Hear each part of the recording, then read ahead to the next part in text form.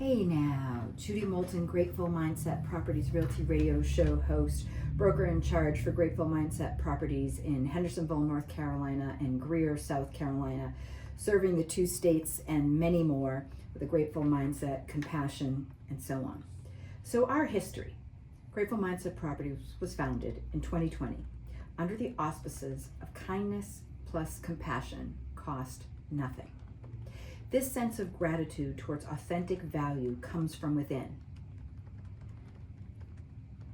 It lights the way for our agents' knowledge, research, and duties, putting the needs of others ahead of their own, and in return, they are rewarded for their efforts. We have several agents, and we are very grateful for them, all local, all knowledgeable, and all research focused. Interest rates. Let's talk a moment. Interest rates are still fluctuating. They're in the low to mid sixes for the 30-year conventional and the mid fives for the 15-year, with the hope we will see another cut shortly. Let's also talk a little bit about what's going on in the market in general.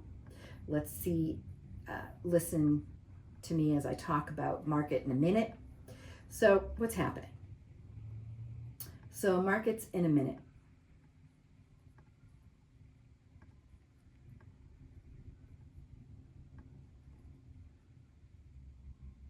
According to the ADP, private payrolls saw their biggest decline in 2.5 years during September, sign of the labor market. Despite essential services staying open, the government shutdown means key reports won't be released. Markets are already betting the shutdown will contribute to weakening the economy. There's increasing speculation of further Fed rate cuts. Some housing news. Pending sales of existing homes increased solidly in August, to the highest level in the past 5 months. Data suggests home price growth is cooling nationwide. Appreciation is decelerating amid affordability pressure. Real estate transactions that rely on government services such as tax record confirmation may be delayed while the government is closed. Mediocrity happens by default. Maximization happens by results. So I hope you're listening and I hope you're understanding that there's a lot going on. Obviously, many of you are aware of the government shutdown and how it plays a role. Let's talk a little bit more. So the local market had a rise in sales last week when the interest rates dipped. The leaves fell and more buyers came to our region, Western North Carolina, South Carolina. We are open, we're gorgeous, and we're open for business. It was a year ago, a lot of the area changed, and it has improved in many ways, with homes, bridges, roads, businesses being rebuilt. The new businesses that opened and are prepared for any natural disaster as we move forwards. That's something to take note of. Most leaders think that the past is something to leave behind. I believe it's your secret weapon for shaping a future others can't even see coming. We often hear that we should move on from the past, but doing so blindly is a leadership mistake. In many decades of working with top CEOs and towards forward-thinking organizations, many have seen the traits repeatedly separate transformation leaders from the rest. And they don't just look forward with optimism, they look backwards with precision. So hard trend thinking, avoiding repeating mistakes, spot recurring windows of opportunity, understanding consistent human behavior. Technology evolves fast, but people still make decisions based on predictable motivations. When combining hard trends with future, certainty and uncertainty, like the government shutdown and interest rates lowering and then kind of leveling off and the prediction they may lower again, but when the government shuts down and federal funded programs like real estate that relies on government-backed loans, for example, and 17% of the economy relies on real estate. Now, obviously, conventional loans may not be affected, but again, government-backed loans, right now, things are going to be slowed down. So keep learning from the lessons that are archived while also having a foresight in mind, differentiating between the hard and the soft trends. All of these things are important. So here's some examples of how you can connect past trends with future moves. Map the 20 years of past disruption. Overlay your hard trends. Blueprint your proactive responses. Don't wait to react. Be proactive. Prepare to move early and fast. Avoid the traps of the past with the relevance of the future. So facts and guidance, right? These things are really important. So let's take a moment to go back and look at Western North Carolina, look at South Carolina, look at natural disasters, what's happening in the market. Let's put a pin in that. Let's look at what's happening on the MLS and real estate in this local area. And then we're going to come back to talk about the area globally, locally, and so on. So right now there are several coming soons. There's about 80 new listings and almost similar. We have price decreases. We've got about 68. We've got back on market. But as you've heard, we've seen, August, September, October, we've seen about over the last 5 months or more, we've seen increases in purchases. Now, Western North Carolina, we've definitely seen, when we had a dip in the interest rates, we've seen a lot of buyers coming on the market. Grateful Mindset Properties, Judi Moolten, your Realty Radio host, as you're listening to me live on 107.7 AM 1450. We've got a national reach with a local feel. There's a lot going on, so really pay attention to the trends. Really pay attention to the market and notice that sellers, hey, we may have to lower our expectations. Things are definitely lower as we're listing from a year ago to now, but the market is open. Real estate is open. We are open for business in this area, and we're grateful for that. We've got a lot of new businesses that have opened. We've got a lot of new homes or properties that have been remodeled and new homes that are eventually going to be built. So all of these things play a role. So speaking of that, we've got properties that went under contract quickly. We've got properties that have had a lot of interest. 26 Grove Garden in Candler, a 3-bed, 2-bath, cute little home, setback, private, lovely gardener's paradise, plenty of storage, all one level with ample storage underneath. It's got mountains close by, sweet dog park around the corner, a must see. It's listed at only $360,000. 40 Mountain Shadow Drive in Leicester. Oh my God, it's gorgeous, guys. It is beautiful, all hardwood floors, You walk inside, you just see this really gorgeous artwork and the way that they've outlaid and painted it, and tray ceilings, gorgeous, just crown molding. You've got to check this one out, with over an acre of land, just really set back off of Leicester Highway, minutes from downtown Asheville. That one's listed at only $762,000. Home across the street sold in the 900s, $1 million plus, a couple houses down. Just beautiful homes in this neighborhood. Really want to see this one. 40 Mountain Shadows Drive in Leicester. Another one, 6 Azalea, sweet little condo, 2.5 bath, right off of Sweeten Creek Road. 6 Azalea, only $220,000. Yes, you heard that right. $220,000. It's been remodeled, has hardwood floors plus tile and rug, and it's just been freshly painted. You'll check this one out. 6 Azalea, $221,000. Definitely want to check that one out. What else is going on? Let's see what's happening around the world and more. So let's see. The next decade belongs to the leaders who reflect, predict, and act, as I was talking about a little while ago, right? Most leaders stare at dashboards. Anticipatory leaders look through windshields. Let me repeat that. Most leaders stare at dashboards. Anticipatory leaders look through windshields. If you want to shape the next decade, not just survive it, use the past to build momentum. So look, a year ago, we had a hurricane, we've had fires, there's stuff going all around the world. Stuff happens with climate. We are now better prepared because of that in Western North Carolina. We are painting our future, not from guesswork, but from insight. How does all this relate to real estate? Although we've been dealing with a government shutdown, which will put government-backed loans, as I talked about, on hold or slowed. They'll some may hold, some may slow down. Many are still working diligently to change the outcome for jobs, healthcare, what makes our country flourish in the United States. Real estate, again, brings about 17% of the economy to fruition, but people make the difference. As negotiations might slow, the U.S. government is the first government shutdown. By the way, this is the first government shutdown that we've seen since December 2018. So as of September 30th, a deadline to fund the federal government and keep agencies open has happened. What does this mean to real estate besides many loan products possibly being on hold or slowed down? The government shutdown have broad-ranging impacts on how our government functions and the nation's economy. But shutdowns can be especially challenging for prospective homeowners in the U.S.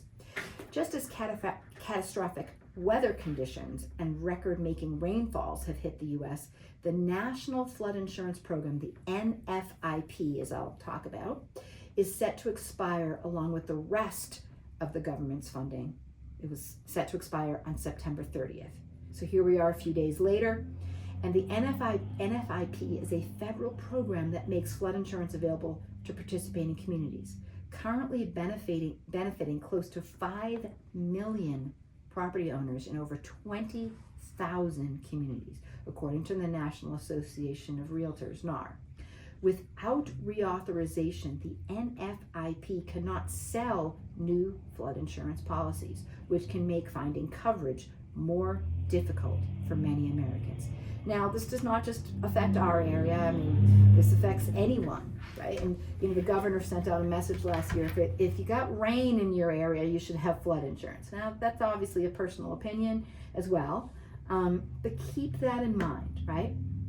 So while existing NFIP policies will remain in effect, a lapse in the program will impact future home sales that rely on the federal program. So we want this government shutdown to move beyond that, and obviously we want the sides to agree.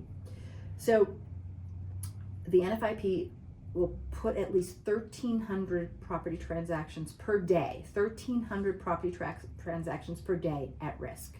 As mortgage rates continue to rise, placing a strain on the housing market, a lapse in the NFIP funding is the last thing American homebuyers need as they plan to their future. There's a lot of acronyms, there's a lot of things going on. NAR, NFIP, so some of these are tongue twisters as you listen to me, and hopefully you're encouraged by focusing on the future while also being aware that the past plays a role. So we encourage Congress to take steps to reauthorize the NFIP by funding the government, ensuring home sales can continue and this vital part of the U.S. economy is protected.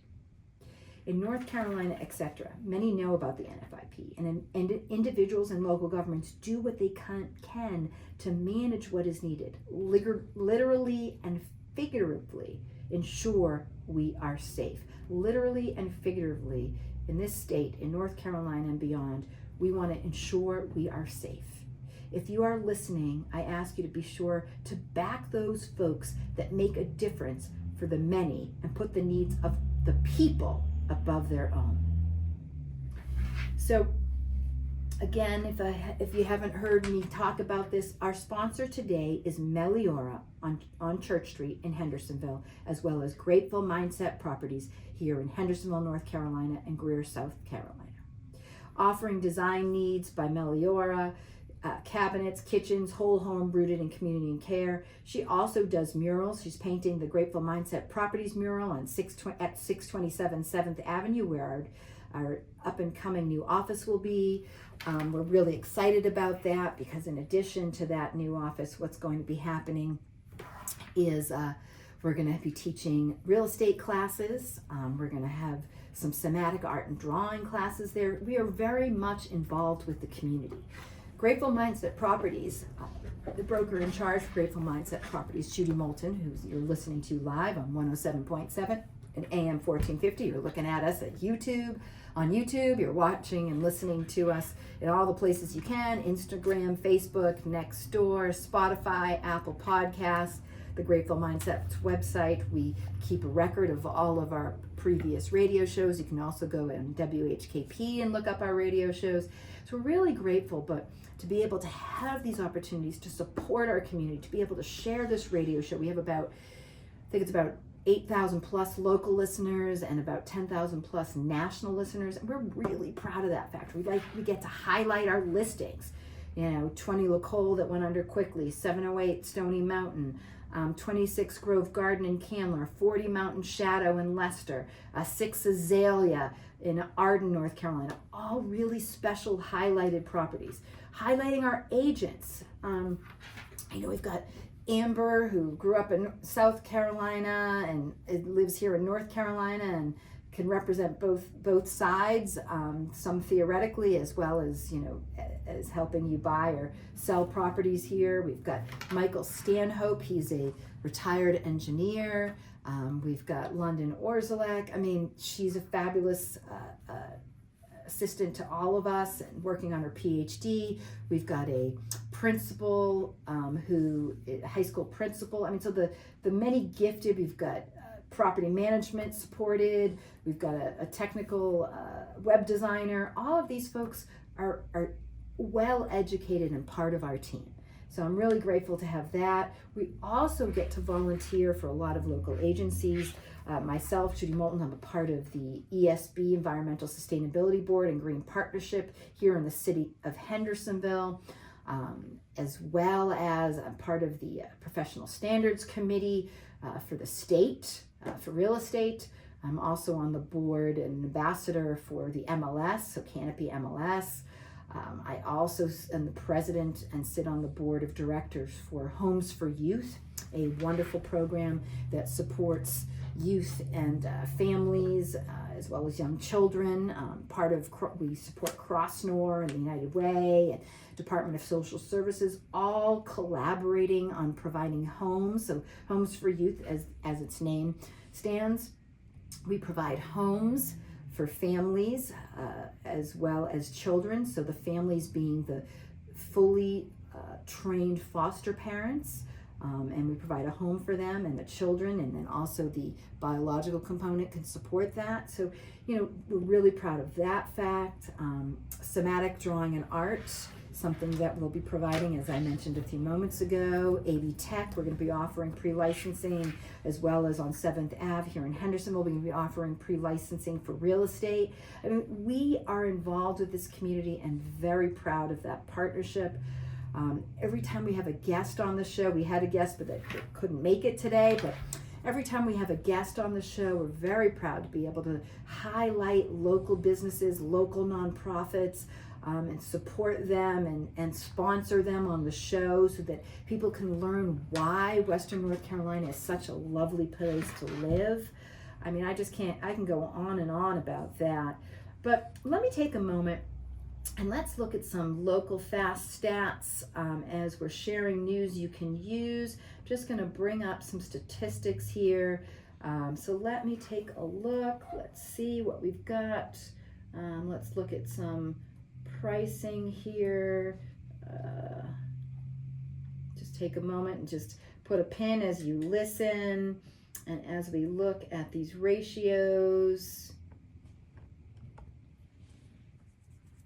Just give us a moment as it downloads. I want to make sure I get the generated data really quickly to you. And it is taking a moment. We are slow to get that uploaded. So let's see what else is going on while we're waiting for that to load. Let me take a moment to grab all this wonderful information that has been shared with me.